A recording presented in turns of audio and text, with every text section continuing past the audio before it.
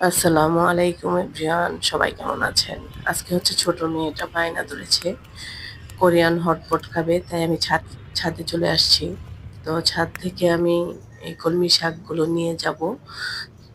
কলমি শাক নিয়ে নিলাম, এটা হচ্ছে বেবি কর্ন, আমি পরিষ্কার করে নিলাম। তো ধুয়ে সব সবজিগুলা এবং যত উপকরণ লাগে, বেবি কর্ন, তারপরে হচ্ছে মাশরুম আর গরুর মাংসটা আমি আগেই মেরিনেট করে রেখেছি। এই হচ্ছে আমার মশলাগুলা।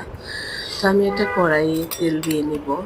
গরুর মাংসটা যেহেতু আগেই ম্যারিনেট করে রেখেছি, তো গরুর মাংসটা কড়াইয়ে দিয়ে একটু সটে করে নিতে যাচ্ছি। তো এই যে গরুর মাংসগুলো আমি দিয়ে দিলাম। এখন হচ্ছে মাংসটা আমি একটু সটে করে নিব।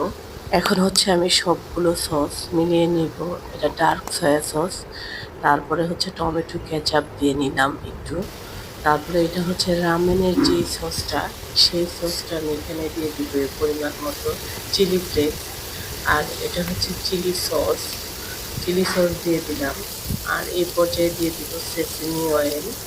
আর এটা হচ্ছে চিকেন পাউডারটা একটু দিয়ে তারপরে একটা চামচ দিয়ে সুন্দর করে নেড়ে চেড়ে সব সসগুলা একসাথে মিশিয়ে নিলাম। দেখুন কালারটা কত সুন্দর হয়েছে। আর এদিকে আমার বিফটা সটে হয়ে গেছে। এখন এটাতে আমি কর্নটা দিয়ে দিব। কর্নটা একটু ভেজে নিলে আমার খুব ভালো লাগে। তো এই পর্যায়ে কর্নটা ভাজা হয়ে গেছে, এখানে আমি গরম পানি ঢেলে দিব। তো গরম পানিটা যখন ফুটে উঠবে, তখন হচ্ছে আমি এই রাইস নুডলসটা দিয়ে দিব। এটা মিস্টার নুডলসের রাইস নুডলস। এই রাইস নুডলসটা দিয়ে আমি হটপট বানাবো, তো নুডলসটা আমি দিয়ে দিব। এটা দিয়ে করলে আমার কাছে ভীষণ ভালো লাগে খেতে। তো এই তো আমি হচ্ছে আদা রসুন কিউব করে রেখেছিলাম। তো এটার মধ্যে ফুটন্ত গরম তেল ঢেলে দিব। তো গরম তেল ঢেলে দিয়ে একটু মিশিয়ে নিলাম। এই পর্যায়ে আমি হচ্ছে সব মশলাগুলো এটার সাথে দিয়ে দিব। তার আগে মোমোসগুলা দিয়ে নিলাম।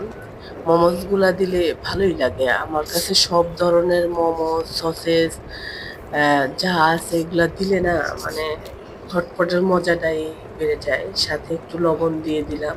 আর টেস্টটা একটু ব্যালেন্স করার জন্য একটু চিনি দিয়েছি, কলমি শাক দিয়ে দিলাম।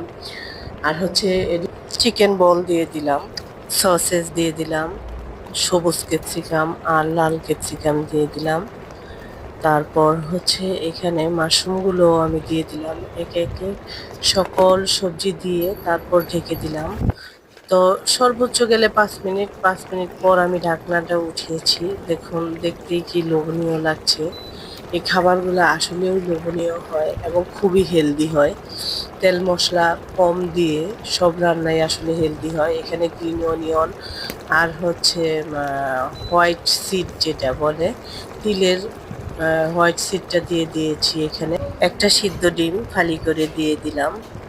তো দেখেন দেখতে কেমন অসাধারণ লাগছে, খুবই ইয়ামি লাগছে। তো কড়াইটা আমি নামিয়ে নিলাম। ভেবেছি পুরো পরিবার একসাথে সবাই মিলে খাবো। তো সেজন্য একসাথে সবাই বসে পড়লাম। আর ছোট মেয়েটা তো ভীষণ খুশি, তার তো তরই সইছে না। সে হচ্ছে গরমটাই খেতে চাচ্ছে। তো সে নাগাদ সবাই ভালো থাকবেন, সুস্থ থাকবেন, সুন্দর থাকবেন, আর আমার জন্য দোয়া করবেন। যদি আমার ভিডিও ভালো লাগে আমার পাশে থাকবেন। আমি খুব একটা গুছিয়ে কথা বলতে পারি না। আমার কথায় যদি কোনো ভুল ভ্রান্তি হয়, সকলে ক্ষমার দৃষ্টিতে দেখবেন। আল্লাহ হাফেজ। সবাই ভালো থাকবেন, সুস্থ থাকবেন, আর আমার জন্য দোয়া করবেন।